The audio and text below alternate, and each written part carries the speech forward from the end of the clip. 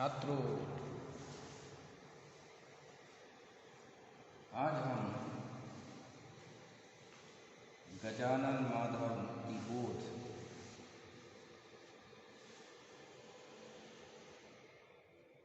के काव्य सौष्ठव की चर्चा करेंगे।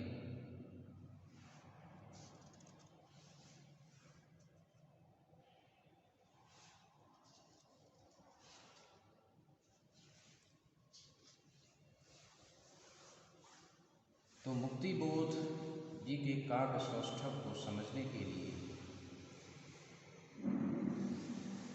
हमें उनके भाव पक्ष और कला पक्ष दोनों ही पक्षों को समझना होगा।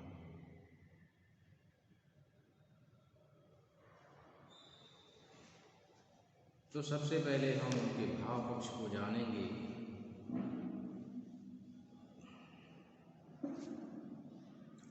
गजानन माधव मुक्तिबोध की कविताओं पर यदि दृष्टिपात किया जाए तो हम पाते हैं कि उनकी कविताओं में साम्राज्यवाद का प्रबल विरोध देखने को मिलता है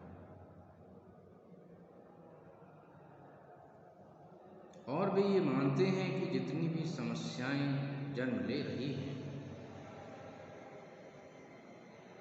उन समस्याओं की जड़ स्वयं साम्राज्यवाद ही है और उस साम्राज्यवाद में जनता का शोषण होता है। इसलिए वे शोषण को मानवता का शत्रु मानते हैं और वे हर उस बात का विरोध करना चाहते हैं जो साम्राज्यवाद को मजबूत करती है।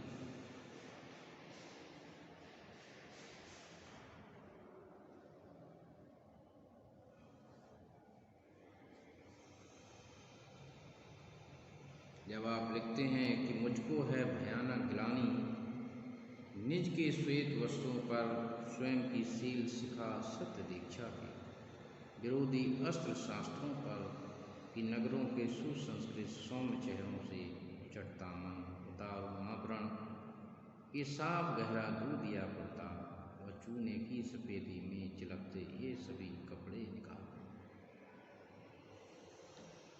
वे कहीं ना कहीं इस साम्राज्यवाद का विरोध करते हुए नजर आते हैं और उनकी कविताओं में सर्वहारा वर्ग के प्रति चिंता विशेष रूप से देखने को मिलती है।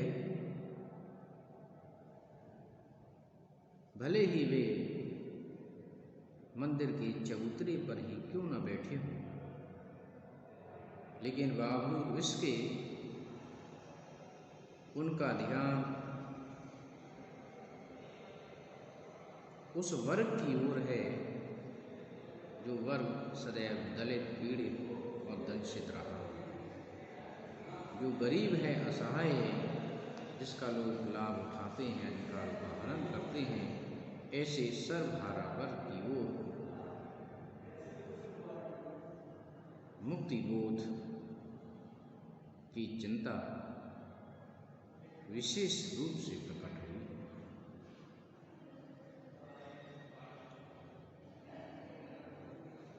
जब आप लिखते हैं कि मंदिर के चबूतरे पर बैठकर जब कभी देखता हूँ तुझको, मुझे याद आते मेरे।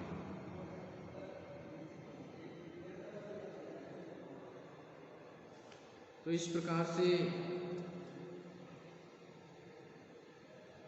ये सर्वहारा वर्ग की ओर चिंतित भाव से दिखाई देते हैं।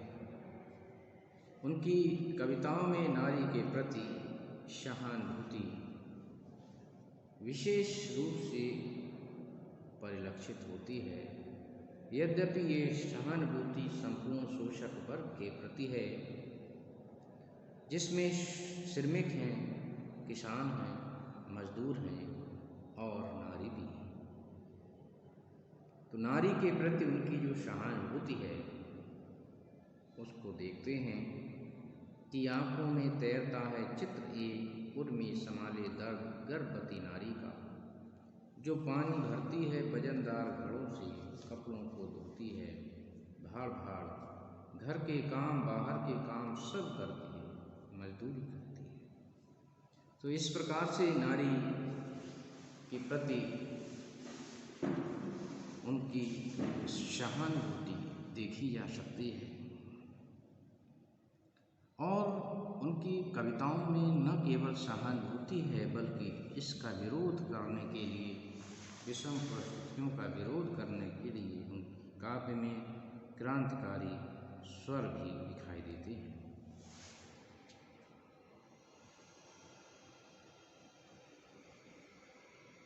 मुक्तिबोध जैसे कवि व्यवस्था के सुधार या समझौते में विश्वास नहीं करते, बल्कि वे संपूर्ण व्यवस्था में समूल परिवर्तन लाने की बात करते हैं, भले ही इसके लिए उन्हें क्रांतिकारी रुख क्यों ना अख्तियार करना पड़े। समाज के निर्माण के लिए समग्र क्रांति अपेक्षित मानते हुए आप लिखते हैं कि बिल्डिंग गूंजती हैं, कांप जाती हैं, दीवारें ले रही आला, पत्थर गा रहे हैं तेज तूफानी हवाएं, धूं धूं करती गूंजती रहती हैं, चमक चमक उठते हैं हरे हरे अचानक, वृक्षों के शीश पर नाट उठती हैं बिजलियाँ। तो वे संपूर्ण व्यवस्था परिवर्तन के अभिलाषी रहे। अब हम उनके कला पक्ष की बात करें तो भाषा की यदि हम बात करें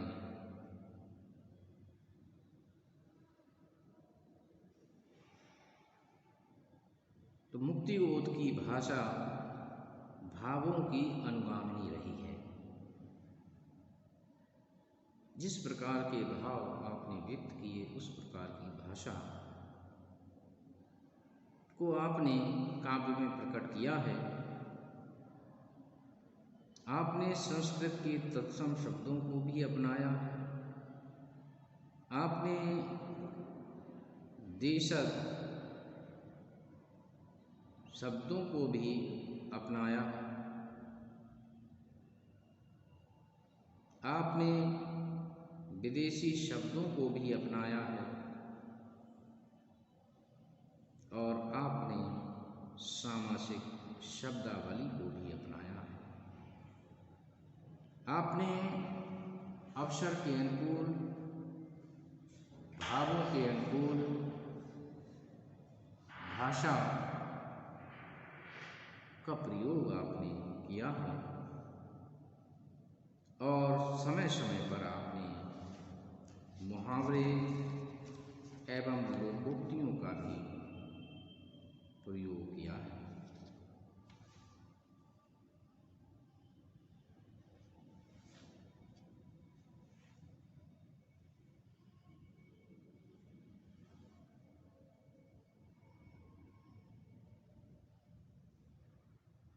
अब हम उनकी शैली की यदि बात करें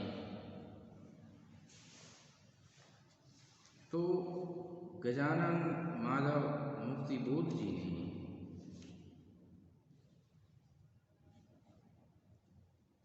अपनी एक अलग ही शैली को अपनाया है जिसे फैंटेसी कहा जाता है।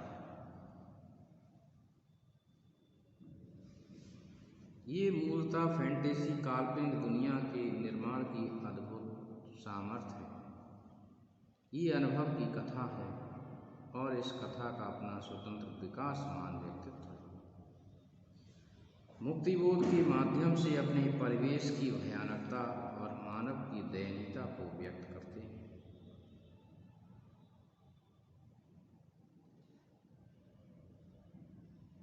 वे रहस्यात्मकता से भरपूर दिल दहलाने वाली फैंटेसी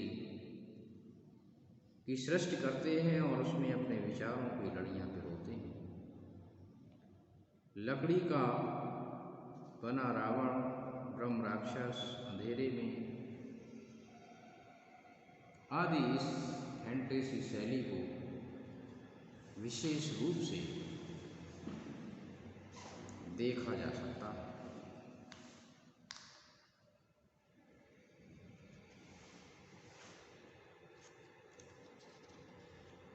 अब हम अलंकार विधान की यदि बात करें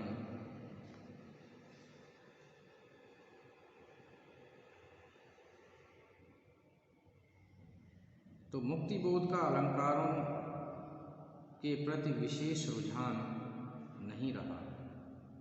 फिर भी काव्य में उपमा, रूपक, प्रेक्षा आदि अलंकार स्वतः सिमट आए हैं, जो वाणी का श्रृंगार बनने के साथ साथ भाव के संप्रेषण में सहायक सिद्ध हुए हैं। आपने लिखा है कि श्याम आकाश में संकेत भाषा से कि मेरा दिल डिबरी सा टिमटिमा रहा।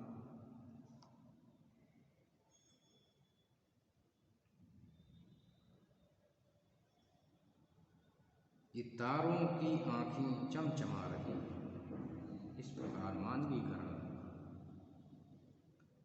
यदि हम प्रतीक विधान की बात करें तो मुक्तिबोध ने पारंपरिक प्रतीकों का प्रयोग किया है।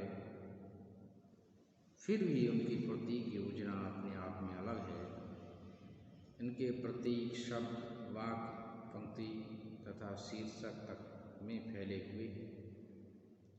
मुक्तिबोध ने ऐतिहासिक, सांस्कृतिक, पौराणिक प्रतीकों के अतिरिक्त वैज्ञानिक, प्राकृतिक आदि अनेक प्रतीकों को आपने अपनाया है, जैसे चांद पूंजीवादी शक्ति, भैरव शोषक वर्ग की मानसिकता, कंस शोषक एवं क्रूरता का प्रतीक, पोस्टर क्रांतिधर्मिता, स्याह पहाड़ संघर्ष, तीला आत्मविवेक, कमल लक्ष्य जैसे अनेक प्रतीक आपने अपनाए हैं। मुक्तिबोध की ब्रह्म राक्षस कविता की प्रतीक योजना अत्यंत सुंदर है।